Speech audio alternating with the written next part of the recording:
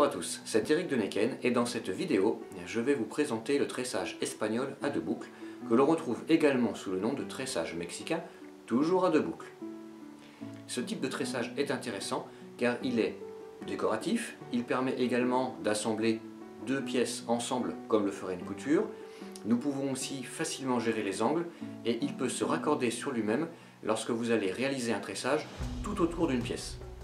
Comme d'habitude, n'hésitez pas à commenter, partager, liker mes vidéos et si le cœur vous en dit, à soutenir mon partage sur Utip. Bon visionnage! Pour ce type de tressage, vous avez deux options. Soit réaliser des trous ronds, comme on peut le voir ici en haut de ce canon, donc tout simplement à l'aide d'un emporte-pièce classique, mais on peut aussi simplement réaliser des fentes. Donc il existe, idem, des emporte-pièces plats, qui vont nous permettre de réaliser simplement des fentes. Donc là c'est un emporte-pièce plat à une dent, mais il en existe avec plusieurs dents. La taille du lacet aura une importance également sur le choix de l'outil qui va vous permettre de réaliser donc soit l'ouverture de type trou, soit simplement la fente bien sûr. Plus le lacet sera important, plus le trou devra l'être également. Ce tressage, à noter par rapport à d'autres, est peu gourmand en espace au niveau du trou car vous ne passez qu'une seule fois. Contrairement à d'autres où on pourrait passer deux fois, voire trois fois. N'hésitez pas non plus donc, à customiser certains outils. Donc bien sûr ici c'est un outil qui est vendu en l'état, qui sert à ça, mais vous pourriez très bien customiser un vieux tournevis qui est planqué dans le fond du garage et simplement en l'affûtant le transformer en emporte-pièce. Pour ce tressage, nous allons également utiliser une aiguille passe-lacet. C'est une aiguille plate qui s'ouvre et qui contient à l'intérieur deux petits ergots qui vont venir crocheter le cuir et qui vont vraiment le pincer et le bloquer à l'intérieur de l'aiguille. Ce qui va nous faciliter le travail lors du tressage. Alors quand on a réalisé des trous, surtout s'ils sont assez gros comme ici, on pourrait se débrouiller sans aiguille. Mais là, c'est juste une fente qui a été réalisée dans le cuir. Si je n'ai pas l'aiguille, ça sera quasi impossible de faire passer mon lacet qui sera trop mou pour pouvoir être guidé correctement et passer à travers les deux couches. En plus ici, là on a un travail d'assemblage, alors qu'ici c'est plutôt un tressage décoratif. Donc l'aiguille est vraiment un outil essentiel pour pouvoir tresser dans de bonnes conditions. A noter donc qu'on a deux petits ergots à l'intérieur et que ces ergots donc, doivent être présentés sur la fleur du cuir. Le cuir étant donc plus résistant au niveau de sa fleur, vous risquez moins le déchirement. Cette aiguille passe-lacet est du consommable, car les petits ergots donc, qui sont à l'intérieur peuvent assez rapidement se tordre, et une fois ceux-ci tordus seront très difficiles à redresser. Donc ce sont des aiguilles voilà, qui vont réaliser quelques tressages et qu'il faudra renouveler. Donc ne comptez pas acheter juste une ou deux aiguilles et faire plusieurs dizaines de tressages avec, non. Il faudra renouveler ces aiguilles qui malheureusement voilà, ne sont pas durables. Au niveau du choix des matériaux, nous avons, on va dire, trois choix possibles. Acheter du lacet de kangourou qui est vraiment du haut de gamme, donc on peut trouver ici naturel mais également teinté. On peut fabriquer soi-même ses propres lacets, donc là j'utilise des chutes de bovins pour réaliser donc la plupart de mes lacets. On peut également trouver des lacets préfabriqués en basane, mais alors attention, la basane est quand même beaucoup plus souple, beaucoup plus déchirable. Et le danger vient surtout lorsque vous allez la teindre, lorsque vous utilisiez une teinture base aqueuse ou base alcool. Une fois sec, la basane devient vite rigide, un peu cassante, donc c'est un peu gênant pour le tressage. Petite astuce, une fois sorti du bain de teinture, donc laissez sécher tranquillement votre lacet, mais avant qu'il ne soit totalement sec, passez-le dans le baume, ce qui va lui permettre de garder de la souplesse et ainsi d'être beaucoup moins cassant, moins raide lors du tressage. Mais attention, le passage dans le baume doit se faire pas trop tôt, sinon le lacet étant très souple, humide, il risque de se déformer facilement. Donc pour fabriquer les lacets, nous avons le choix. Il y a plusieurs outils qui vont nous permettre de les réaliser. Le strap cutter, qui est souvent un incontournable donc pour fabriquer les sangles, mais que l'on peut également régler pour couper du lacet, comme ici. Mais on peut aussi utiliser le couteau australien, qui est très efficace pour couper de toutes petites bandes, voire couper en deux des lacets, par exemple, qui feraient 5 mm. On peut, avec cet outil, facilement les couper en deux pour avoir deux lacets de 2,5 mm. Je commence avec le strap cutter ou coupe lanière que j'ai ici réglé sur 3 mm. On va passer donc notre morceau de cuir dans le strap cutter, tout simplement comme ça, Et là, pour se faciliter le travail, voilà, je le plaque contre moi hein, sans forcer. Avec une main, je guide et avec l'autre, je tire. Voilà, tout simplement. Et donc on va facilement réaliser comme ça un lacet. Alors bien sûr, le côté droit de mon cuir, je l'ai obtenu à la demi-lune.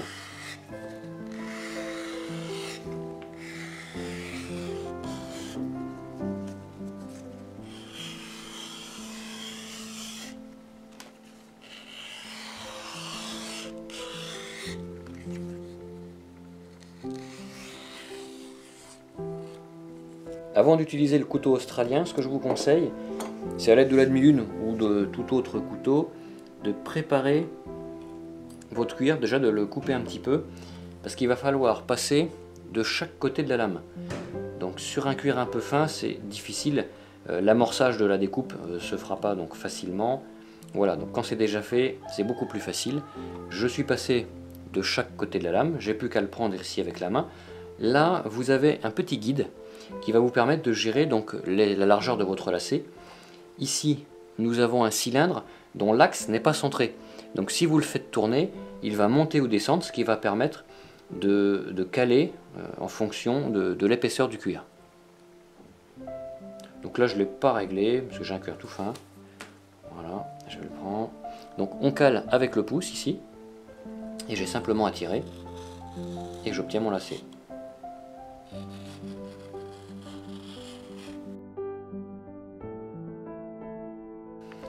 Voilà, donc ce sont deux outils très pratiques pour récupérer, enfin utiliser des chutes comme ça et faire du lacet vraiment à moindre coût. Avant de positionner donc le lacet dans l'aiguille, ce que nous allons faire, c'est que nous allons légèrement réduire la largeur du lacet, car même s'il est assez fin, il est quand même beaucoup plus large que mon aiguille, et il risque de sortir un petit peu sur les côtés de celle-ci, et il va bloquer dans les trous. Et donc tout ça, tout simplement, ça va soit abîmer l'aiguille, soit déchirer le lacet. Donc ce que je vais faire, c'est que je vais laisser légèrement réduire sa largeur. Alors attention, ne faites pas non plus une pointe, car la pointe également, elle va sortir de l'aiguille et elle va de même forcer dans le cuir, dans le passage. Donc là, ce que je vais faire, c'est que je le tiens comme ça bien à 3 doigts, je tiens bien mon aiguille, et avec l'index, je vais venir soulever ici, vous voyez, pour pouvoir ouvrir les deux petites plaques de métal, et je vais présenter la fleur du côté des ergots. Donc j'ouvre, voilà, je mets mon cuir à l'intérieur de l'aiguille, donc fleur côté ergot. Alors inutile d'aller enchâsser votre lacet tout au fond de l'aiguille. Plus vous allez insérer le lacet et plus l'aiguille va bien sûr gonfler. Donc une fois que vous êtes dans cette position, un petit coup de marteau ou un petit coup de pince, histoire de serrer les ergots. Voilà, je prends une pince, je serre légèrement. Voilà. Et si j'avais constaté que j'avais pas encore réduit assez la largeur de mon lacet, je peux simplement prendre un cutter, une demi-lune, voilà, et je suis comme ça. Voilà, comme ça rien ne dépasse, mon lacet ne va pas bloquer à l'intérieur des trous. Nous allons maintenant attaquer donc le tressage. Pour un tressage décoratif, si vous n'avez qu'une seule épaisseur de cuir, il faudra compter environ 6 fois la longueur, donc celle-ci par exemple, 6 fois cette longueur en longueur de lacet pour pouvoir gérer tout ça d'une seule pièce. Si vous n'avez qu'une seule épaisseur, il sera difficile de faire un arrêt reprise, mais je vais vous montrer dans la vidéo aussi comment facilement faire des arrêts reprises, c'est-à-dire prendre plusieurs morceaux de lacet et de cacher les arrêts et les départs. Mais ceci n'est possible que lorsque vous avez 2 couches. Donc là je vais vous montrer juste la technique de base avec juste une épaisseur, et on le refera avec 2 épaisseurs pour vous montrer les arrêts départ. Donc voilà, sur ce genre de tressage, voilà, à une épaisseur, hein, comme je le disais, 6 fois la longueur qu'on a ici. Je vais présenter mon aiguille comme ça devant, donc côté fleur, en tout cas la partie qui est la plus visible de mon objet, car ce tressage n'a pas la même esthétique d'un côté et de l'autre. Donc à vous de choisir l'esthétique qui vous convient. Voilà, moi en général, je préfère quand c'est comme ça, car dans le dos, c'est un peu moins esthétique. Voilà. Mais bon, ça c'est un choix personnel. Donc je passe devant et je vais tresser vers la droite. Ce qui fait que le nœud le plus décoratif sera devant.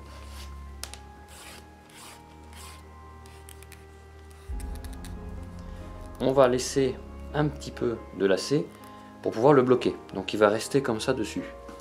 Donc là tout simplement, avec mon lacet, je vais revenir dans le trou suivant, je vais faire comme un laçage, je vais faire le tour de ma pièce.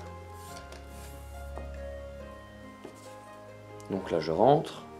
Alors à noter que je mets le côté chair au-dessus, parce que comme je fais un mouvement tournant, une fois positionné, c'est la fleur qui sera visible.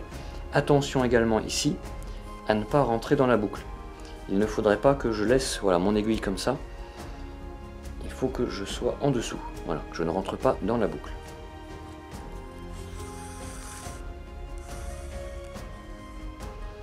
Donc là, lui, on le laisse ici, on va bien le bloquer, voilà. Donc on va le laisser sur la tranche. Et en fait, ce départ qu'on a laissé ici va nous aider à faire donc le tressage, le fameux tressage à deux boucles. Tout simplement, les deux boucles, ce sont ces deux brins.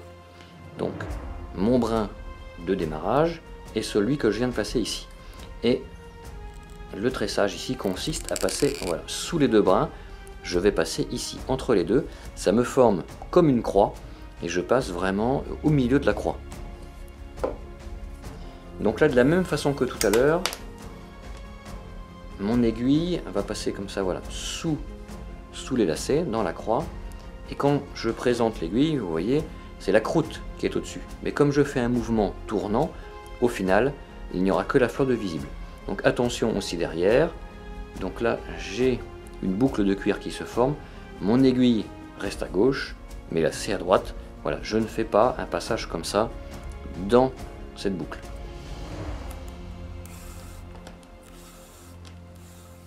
Donc là, vous voyez, on voit bien le côté chair. Mais si je continue à tirer, donc bien sûr, je fais attention aussi là à bien garder mon départ. Voilà, une fois positionné, on voit bien la fleur de mon cuir. Donc là, il faut faire attention, un tressage doit toujours être assez bien serré. Le danger ici, ce serait de serrer toujours comme ça, comme je viens de le faire.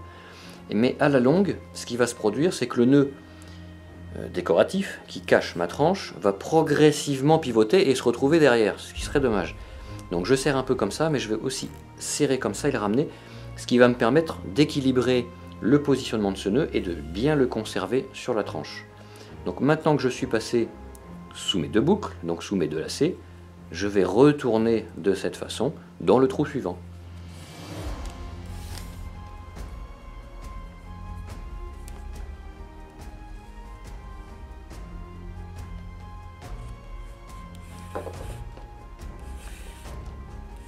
Donc là, à noter que j'ai fait des trous assez grands pour pas me compliquer la vie et bien pouvoir vous montrer le geste. J'aurais sans doute fait des trous sur un objet beaucoup plus petit, voilà, pour que ce soit plus esthétique, et j'aurais pu venir m'aider du stylet, éventuellement pour réagrandir un peu mes trous, pour mieux faire passer mon lacet. Donc je suis passé dans mon trou, donc comme tout à l'heure, je vais retourner sous mes deux boucles, donc je peux m'aider du stylet ou du guide passe-lacet, mais celui-ci nous sera plus utile lorsqu'on le réalise des trous de type fente, donc notamment comme on a ici. Il va permettre de réouvrir un petit peu les fentes pour mieux faire passer le lacet. Donc comme tout à l'heure, je vais venir passer sous la croix. Donc la croix, on a la première boucle en fait qui est ici, qui est ce premier lacet. La deuxième boucle, c'est le lacet qui est en dessous là, et donc qui me fait cette fameuse croix. Donc je vais passer en dessous. Donc là, ce qui peut éventuellement gêner, c'est mon lacet de départ, vous voyez, qui est toujours là. Et dans peu de temps, il ne sera plus une gêne. Voilà, je suis passé au milieu de ma croix, comme tout à l'heure. Et comme tout à l'heure aussi, je fais attention à ne pas rentrer dans la boucle, qui reste ici plutôt à droite pour moi. Et donc, toujours la croûte au-dessus.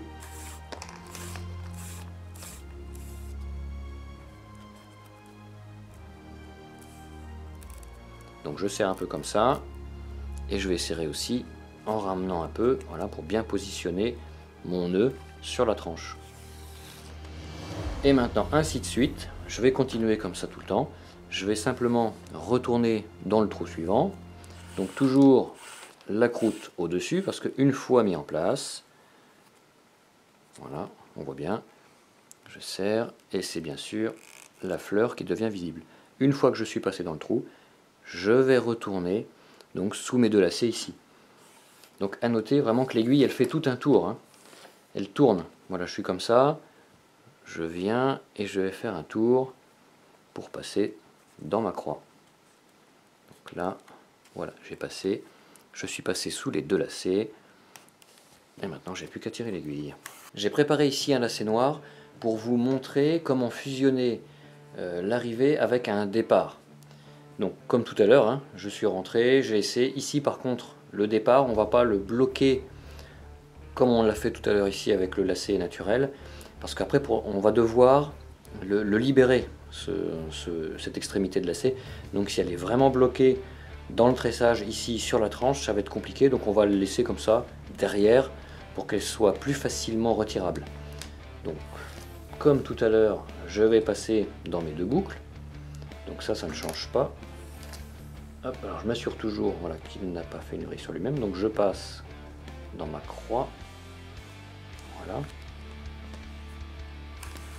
Donc je vais faire un petit peu ce tressage et je vais vous montrer ensuite comment fusionner les deux. Donc tout simplement en fait faire un arrêt. Donc là voilà, je ne serre pas trop parce que je vais devoir ensuite me raccorder dessus.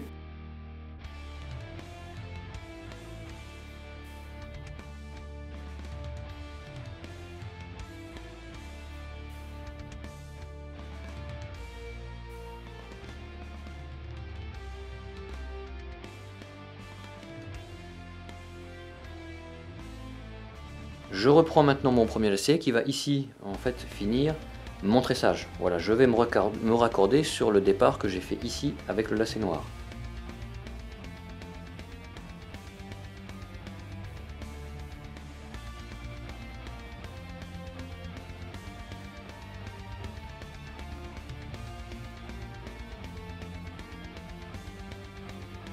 Il va falloir défaire le démarrage du lacet noir pour pouvoir venir se raccorder dans une boucle qu'on va venir libérer ici.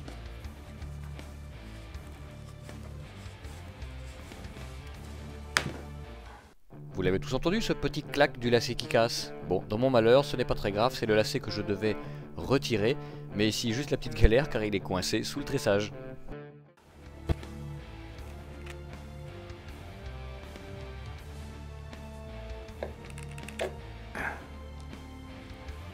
En retirant le point de démarrage, cela me libère une boucle ici.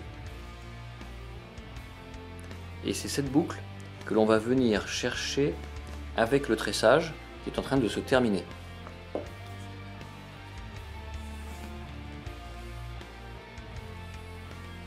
Donc là, comme ici mon lacet vient de passer sous mes deux boucles, comme d'habitude, je retourne dans le trou que je viens de libérer maintenant.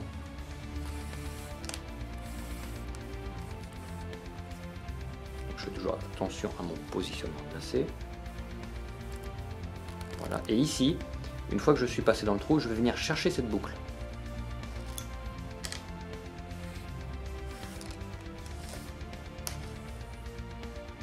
Donc je vais venir comme ça, voilà, par en dessous.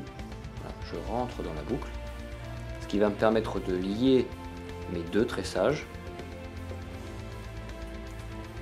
Et donc ensuite là, je vais aller dans ma boucle. Parce que ici, ce lacet, le lacet naturel, en fait simplement là derrière, il sort donc du trou et normalement, dans son mouvement classique, il retourne sous mes deux boucles. Donc là, c'est ce que je vais faire. Je retourne donc sous mes deux boucles. Voilà.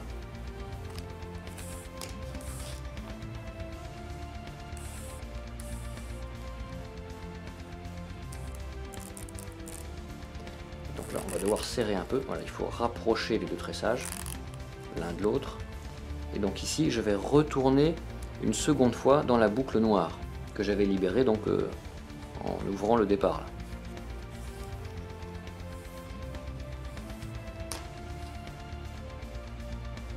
Je vais simplement repasser ici.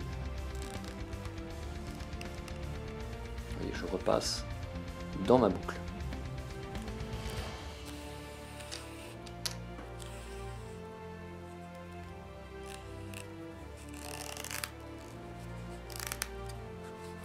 Et ici simplement je repasse dans le trou où il y a mon départ qui attend là.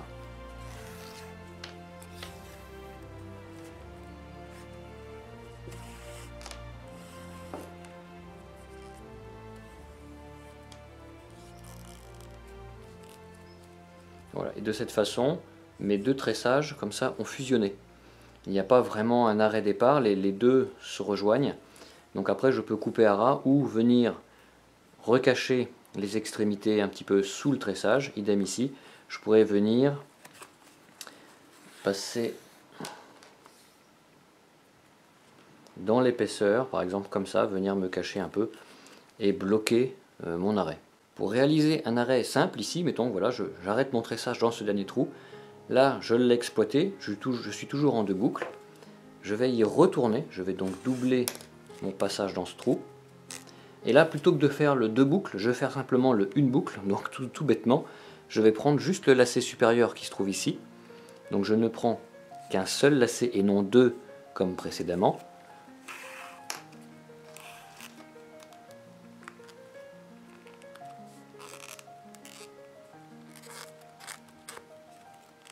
Voilà, toujours bien serrer ces lacets. Voilà, je suis passé dedans. Je vais retourner une troisième fois dans mon trou. Voilà. Et là, ensuite, je vais venir me glisser, comme tout à l'heure, sous mon tressage, donc en me positionnant sur la tranche. Donc c'est pas toujours évident. Heureusement que nous avons l'aiguille passe lacet qui va nous aider à faire ce passage. Voilà, 2-3 ponts, voilà, c'est largement suffisant. Je peux m'aider d'une pince pour récupérer mon aiguille. Voilà. Donc toujours bien placer son lacet. Voilà, ensuite je coupe ici ce qui dépasse. Et ça va me faire mon arrêt. Et là le lacet ne ressort vraiment pas. J'ai donc repréparé un nouveau lacet pour ici vous montrer comment gérer l'angle. Donc la première chose à faire ici, c'est de légèrement équinter, de casser l'angle.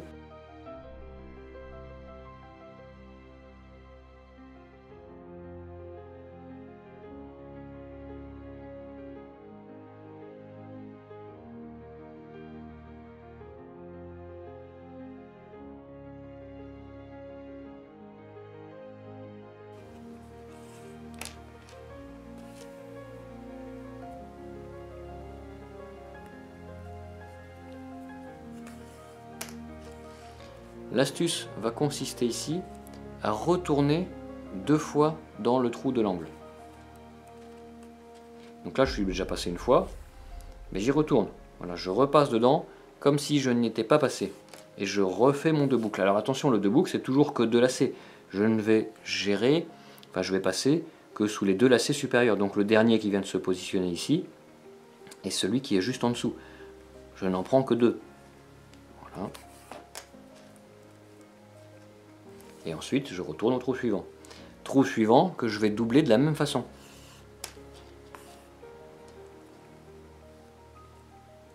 Mais toujours là en deux boucles, toujours mes deux derniers lacets qui se trouvent dans la partie supérieure. Voilà, et je retourne dans mon second trou. Je fais de nouveau mon passage dans ma boucle. Voilà.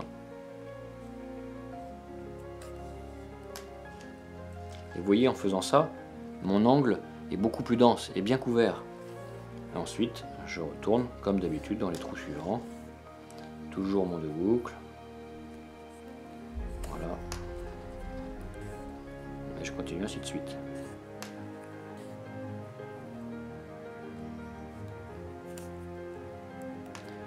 Et là, mon angle de cette façon est bien complété, bien couvert. On ne voit pas mon support. Tout simplement parce que je suis passé donc 2 fois dans le trou de l'angle et 2 fois dans le trou suivant.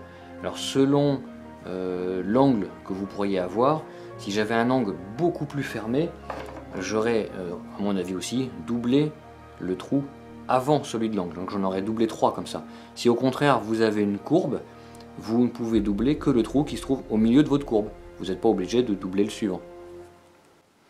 Je vais maintenant réaliser un assemblage. Donc j'ai 2 pièces à assembler. Et je vais vous montrer comment cacher entre les deux un arrêt reprise. Donc j'ai un lacet naturel et un lacet noir qui viendra prendre la suite.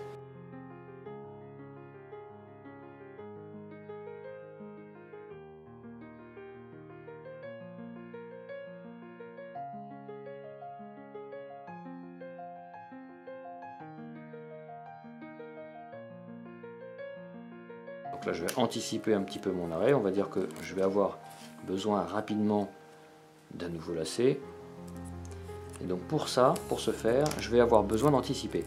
Donc je vais prendre un nouveau lacet.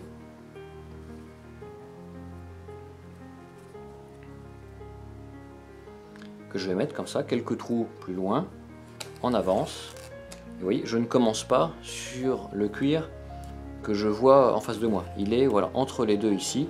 Je ne prends que le cuir arrière. Je vais laisser mon lacet et ici, je vais laisser l'extrémité de ce lacet entre les deux couches. Ce qui va me permettre d'avoir un nouveau départ assez fort parce que le tressage qui va se terminer va venir passer dessus et bien le bloquer. Et de cette façon, celui-ci ne bougera pas. Donc je reprends maintenant mon lacet de base, je continue.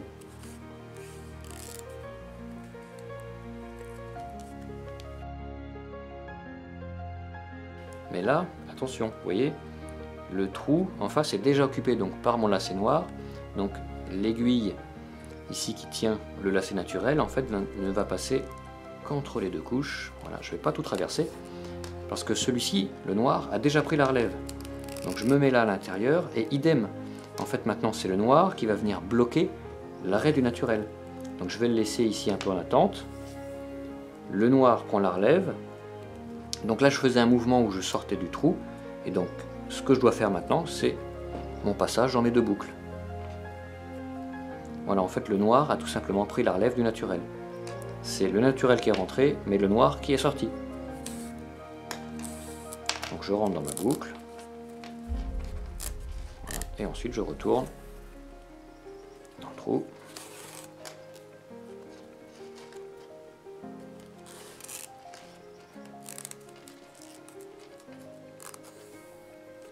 Et je reprends ma petite routine, comme si de rien n'était. Et là, ma reprise est totalement invisible. Donc là, ce que je vais faire, c'est que je vais couper la fin de mon premier lacet. Je le cache dans l'épaisseur, s'il veut bien y aller. Voilà.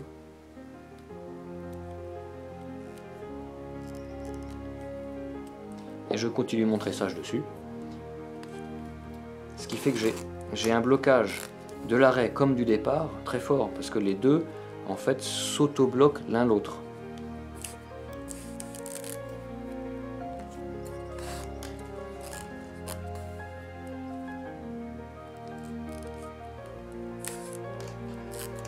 Et voilà, donc comme ça permet cette astuce, alors bien sûr seulement quand on a deux couches, mais va permettre de gérer des longueurs de lacets beaucoup moins longues.